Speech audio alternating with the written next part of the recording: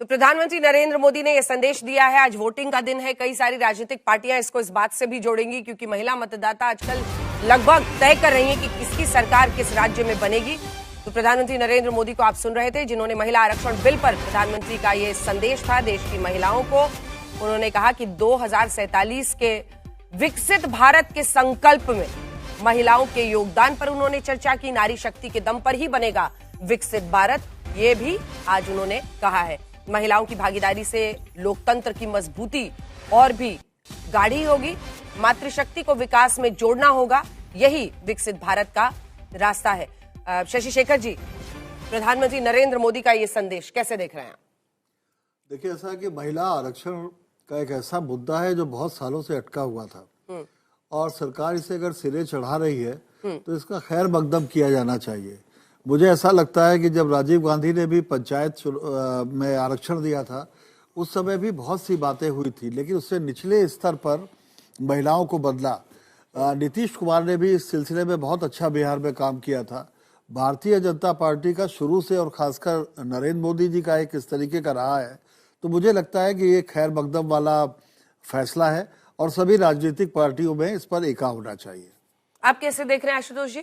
नहीं, मुझे लगता है कि आज 9 तारीख है और पोलिंग हो रही है और इलेक्शन कमीशन निश्चित तौर पर जगा हुआ होगा और बहुत इन सब चीज़ों पर नज़र होगी कि 16 तारीख को हमारे ख्याल से संसद के अंदर इस पर चर्चा होनी है बिल पे। हाँ।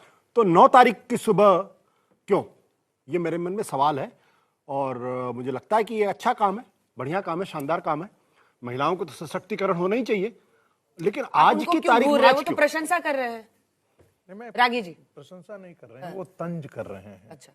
और उनका कष्ट जो है वो इस बात के लिए है कि प्रधानमंत्री जी टेलीविजन पर आकर के और आज लेख लिख करके नारी वंदन जो अधिनियम बिल है उसके बारे में क्यों चर्चा कर रहे हैं और क्यों अपील कर रहे हैं लोगों से। उनको लग रहा है कि जैसे आज जो इलेक्शन हो रहा है आसाम के अंदर, पुडुचेरी के अंदर और तमिलनाडु के अंदर, उसमें महिलाएं शायद इससे प्रभावित हो जाएंगी।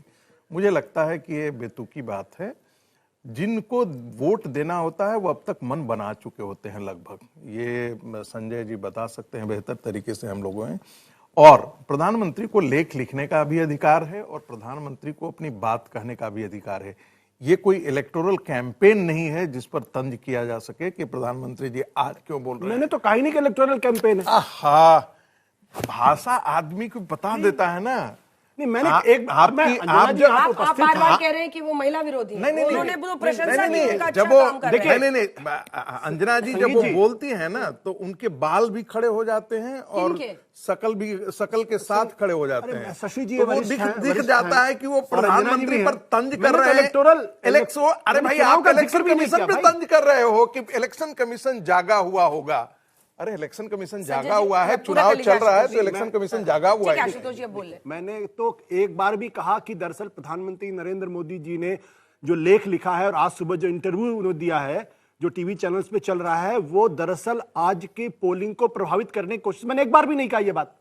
नहीं, अगर एक बार भी कहा होता तो आपको, अब आप मेरे मन के अंदर घुस के अगर आप जानना चाहते हैं मैं तंज कर रहा हूं, उससे कह दिया कि इलेक्शन महत्वपूर्ण सवाल जागा हुआ है। एक बात तो तय हो गई, इनको चाय के बागान में भी सुबह ले आओ, फिर भी ये लड़ाई करेंगे आपस में। महत्वपूर्ण सवाल, ये लड़ाई नहीं कर रहे हैं, मैं सवाल क्या विश्लेषण कर रहा हूं। पश्चिम बंगाल में 23 तारीख को वोटिंग है और 29 तारीख को पोलिंग है, ठीक है।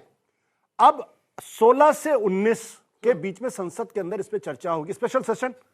मुझे लगता है ये स्पेशल सेशन तो अप्रैल के बाद के महीने में भी अब बुलाया जा सकता है। कोई अर्जेंसी तो ऐसी है नहीं अभी, क्योंकि जब जिस देश के अंदर 2021 का सेंसस कराने में सरकार 6 साल तक असमर्थ रहती है, वो अचानक वुमेन्स बिल को ठीक चुनाव के बीच में क्यों लेकर आई, ये एक सवाल है। अब आप उसको चुनाव से जोड़ते हैं, आप जानिए, मैं तो नहीं जोड़ रहा हूं।